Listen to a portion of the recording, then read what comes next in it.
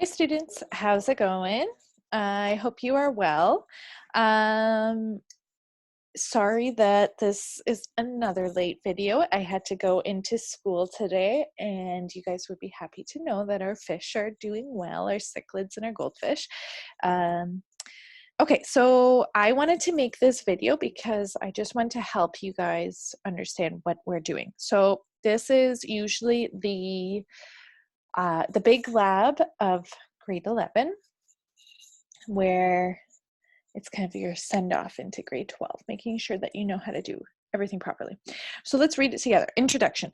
In industry, chemists are often required to make a specific amount of product through various chemical reactions. So for instance, when I was in first or second year university, one of the lab examples would be we need to produce 3 grams of, I don't know, ammonium.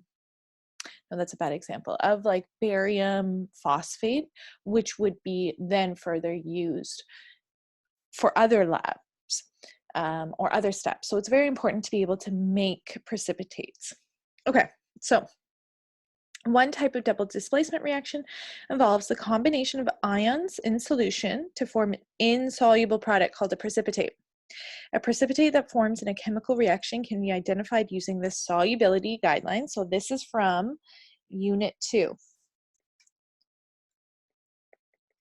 This is what I gave you, and beside aqueous products, it would say soluble, and beside solid products, it would say insoluble. So a precipitate that forms in a chemical reaction can be identified using the oh wait, I'm repeating myself. Oops. Okay, so these instructions: choose 2 reactants from the list provided that, when combined, will result in the formation of a precipitate. Consult the solubility guidelines to help with this task. Write the overall balanced chemical equation for the reaction as well as the net ionic equation for the reaction. Identify any spectator ions that will remain in the solution. 3, perform calculations using stoichiometry to determine how much of each reactant will be needed to produce 2 grams of precipitate. So this is from Unit 3. Design a procedure that will allow you to create and isolate the desired amount of precipitate. Write out the procedure as a series of steps in the form of a flow chart. Describe potential sources of error that will cause the actual yield to be less than 2 grams. Okay, so this one says that I keep on meaning to change this. A series of steps as a flow chart. Oops, no, oh, I'd heard series. Okay, so I want you guys to do paragraph form. So just get rid of this. I'll write out the procedure. I want past tense, paragraph form, third person, no slang, and you're writing it as if you're a professional, okay? So proofread it. I don't like, okay, firstly, secondly, thirdly, fourthly. I hate that in a procedure. You can say, the first step is to do this. Then when sufficient time has passed or whatnot, this was done, whatever, okay? So write it as if you're writing something as a professional piece of work, okay? It's not English, so you don't have to be flowery and whatnot, but it does need to be coherent, and it needs, like, you could give this to another student in your class and they would be able to follow it. And then, so describe potential sources of error that would cause the actual yield to be less than 2 grams. What happens? What could happen where 2 grams, where you get like 1.93 grams, or you get 1.50 grams, like catastrophe, something like that. So the list of ionic compounds: sodium sulfate, sodium carbonate, sodium chloride, aluminum nitrate, calcium nitrate, barium chloride. Okay, so you can mix any of these together. And what do I want? I want 2.00 grams of precipitate. Okay, so let's look at the lab evaluation guidelines, and I'm going to go through what I'm looking for.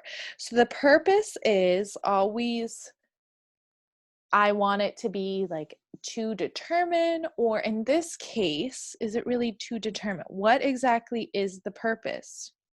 Think about it. What is the reason we would do this lab? It's not to determine anything.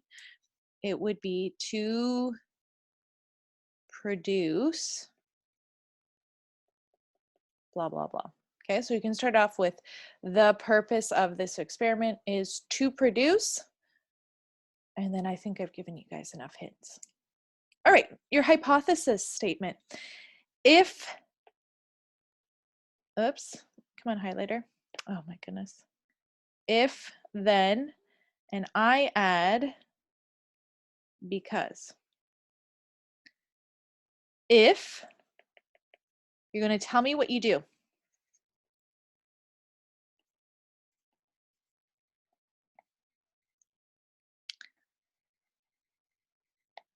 Okay, or what you're going to do, whatnot. Then tell me the results you expect.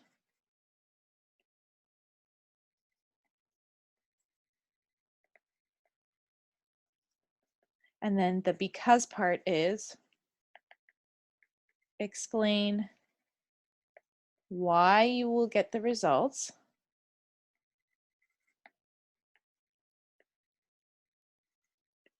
based off of chemistry knowledge. Okay, I'll give you guys an example. I just made some pasta for dinner. I had to boil water. If heat is applied to a pot filled with water, then the water will boil or change, or phase change from liquid to solid, or sorry, liquid to gas, because thermal heat is transferred to water, causing the phase change. Okay, so do you see what I'm doing there? If you're going to tell me what you're going to do, if I mix this and this, then what do you expect to get? Then I will produce, actually it should be third person. So if this substance and this substance are mixed, then blank will be produced because, now tell me, why is a precipitate going to be produced? It doesn't have to be, you don't have to go into all the intricacies, but what do you reference? What are you looking at to determine if a precipitate is going to be produced? I'll give you a hint. It's from Unit 2. It's a guideline of some sort. Okay, so make sure you put it in this spot here, in the because part. How you know something's going to precipitate. Okay, the balanced chemical equation, net ionic equation, 2 easy marks right there.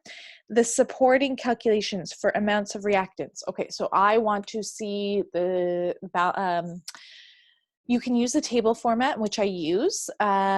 You can show me all the steps, but I'm going to look for limiting reactants. I'm going to look for, basically I'm going through your work to make sure that you actually do produce 2 grams of product, okay?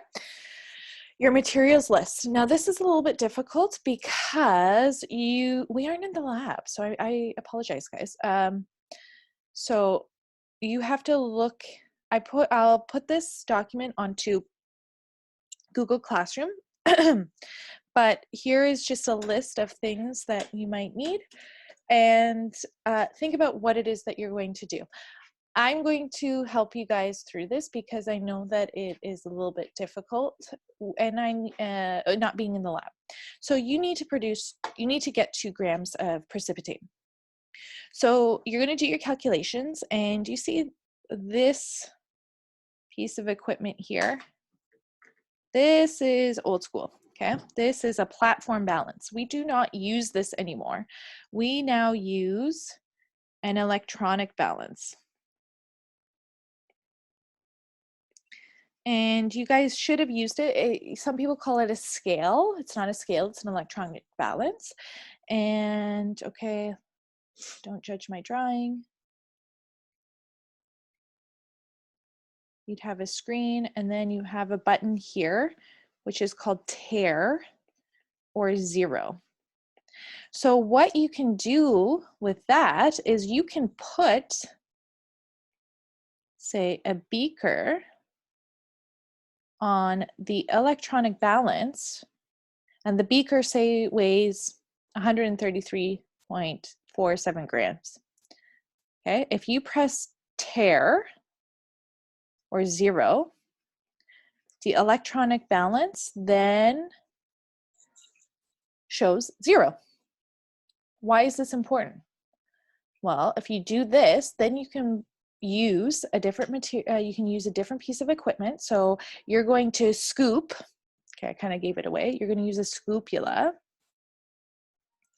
to scoop one of the 2 ionic compounds into the beaker. And then guess what? Say you won't need this, but okay, let me think of a good number. 525. Say you need 5.25 grams of ammonium nitrate. You can put a beaker onto the electronic scale. It says that it weighs 133.47 grams. You press tare or 0, and then the electronic balance displays 0 grams.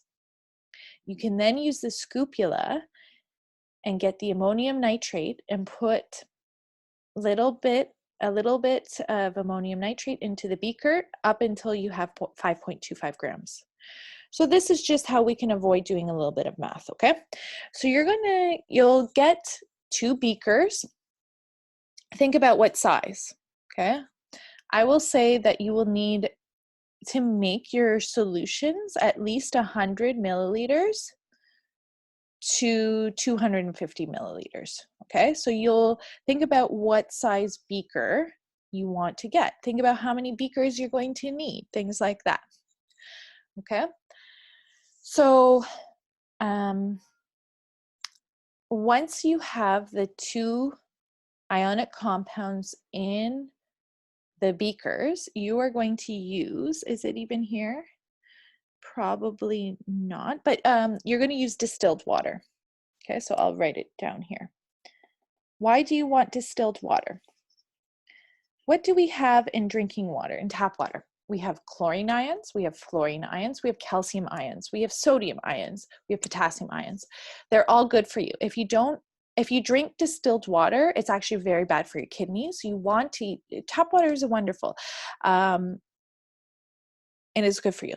But it is not good for chemical reactions because, say if you were working with silver ions and you use distilled water, silver chloride, guess what happens? It precipitates, and then suddenly you're missing silver ions from your reaction. So you need to use distilled water, which distilled water means that it's as close to 100% H2O as possible. All right. So what other things are you going to do? I'm going to help you guys out with a flowchart. So no, I shouldn't help you guys with a flowchart because that's one of the acceptable answers. Anyways, okay, so you're going to create 2 solutions using distilled water into your beaker. And then you're going to mix the 2 solutions together. You're going to have to stir it. Look at all the equipment here. Is it even here? I picked a very poor picture. I spent about 20 minutes looking for pictures and none of them did it justice. Okay, so you would need a glass stir rod. Okay, fancy chemistry name for a stir stick, okay? So you'll take a glass stir rod, you're going to stir your solution, and then when you mix these 2 aqueous solutions, you will produce a precipitate. You need to stir it so that all the ions find each other, and then they all precipitate. Now you have a problem. How are you going to get the solid from the liquid? there's a couple of different ways that we do that, but the best way is you take a piece of filter paper, you fold it in fours. I cannot draw very well today. And then there's a funnel that you would put the folded pieces of filter paper into it. I'm really good at origami, so I usually help students out with this. I love this. So what is that I'm using? I'm using a funnel with filter paper in it. And you guys probably know this, I love coffee. Okay, it's basically like, you wanna make, how do you make sure that coffee grinds don't go into the brewed cup of coffee that you're making? You use a filter paper. And same with this. So you're going to put a funnel on top of another beaker. Okay. And then you're slowly going to pour in your solution. Right? Have you guys been baking? If you guys have been baking or cooking, think about if you open up a can of tomatoes, crushed canned tomatoes or tomato paste or tomato sauce, whatever, you pour it all in into your pot, and then there always is some left on the aluminum can. What is your mom, your dad, your sister, your brother, you, what do you do to get the last bits of tomato?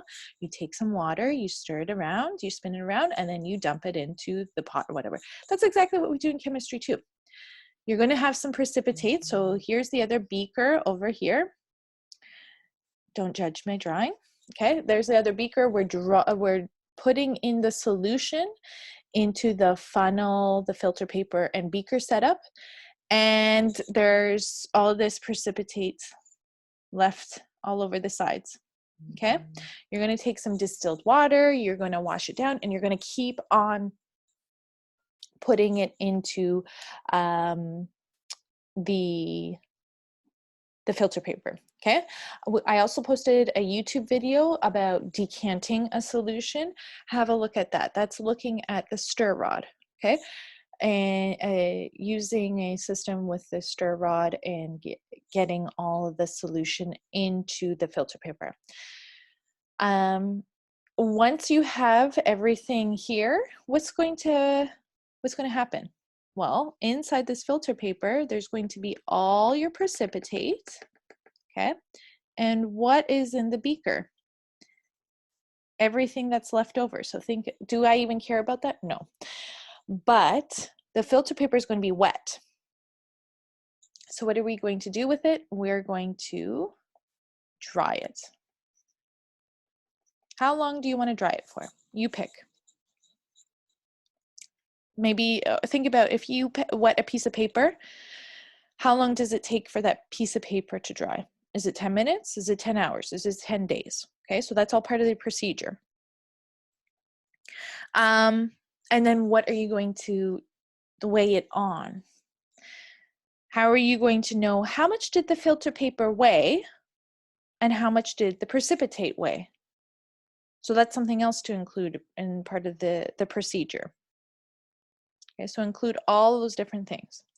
So I'm going to do a brief rundown of what you're going to do.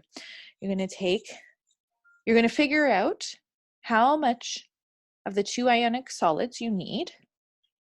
You're going to take an electronic balance. You're going to put on a beaker. You choose which size. You're going to press tare. You're going to use a scupula to add the amount of ionic compound to that beaker. So in my case, 5.25 grams. You're going to choose how much liquid, how much of a solution do you want? Have you ever made a juice from crystals? Okay, if you have too little, it's too concentrated. It's like a paste. So you can't have 10 milliliters of solution.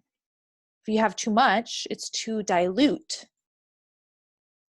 It's not, you don't want it too unconcentrated.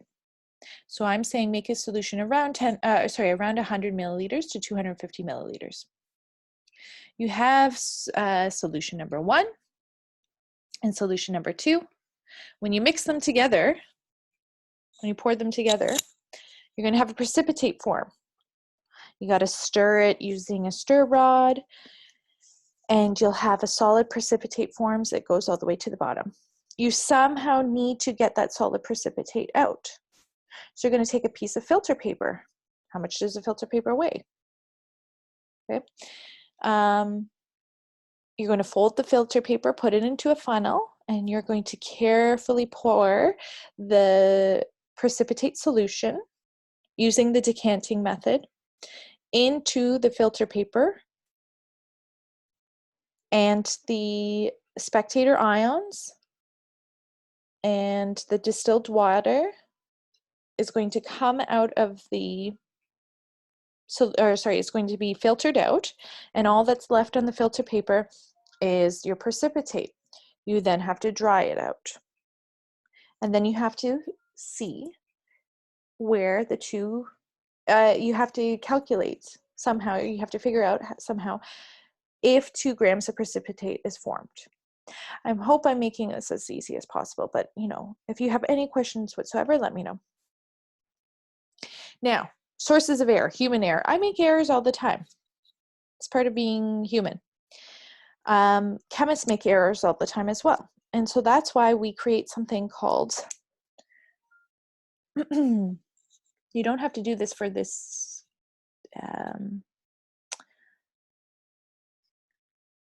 lab because, it's pretend. Percent yields is actual yield. How much do you actually get over theoretical yield times 100%?